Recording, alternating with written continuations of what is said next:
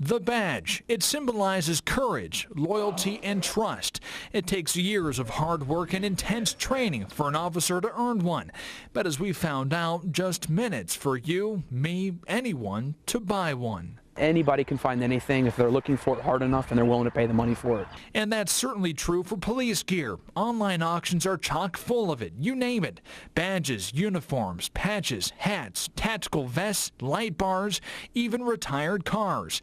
I found them all in less than 10 minutes of sitting in front of a computer.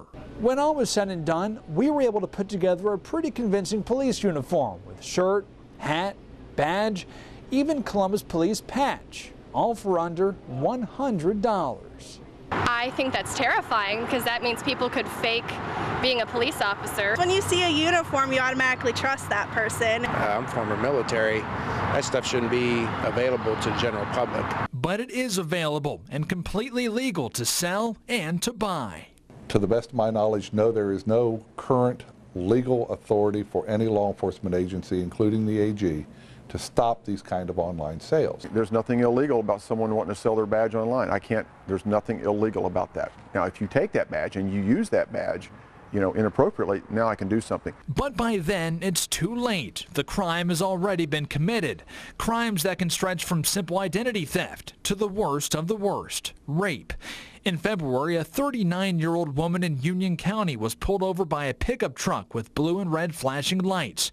She was raped by one of the two men inside. The men were not in uniforms and are still in the loose. The Union County Sheriff's Office eventually released this sketch of one of the suspects. Then in March, this Chillicothe woman was forced to take a drug test by police impersonators who were later caught. They looked very convincing. They had on the uniform, they had on the belt, badge. Earlier this year, we also uncovered an auction in which the Delaware County Sheriff's Office was auctioning off light bars with no disclaimer about how they can and cannot be used.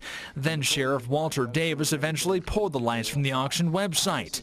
In terms of policy, neither the Columbus Division of Police or Franklin County Sheriff's Office actively monitor online auction sites to check on whether items from their departments are being sold online.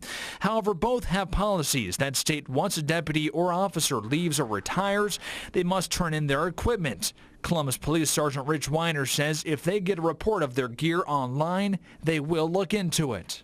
On a case-by-case basis, we'll take a look at it and we'll decide, we'll try to track down exactly how did it come to be online, what were the conditions or terms of it being sold.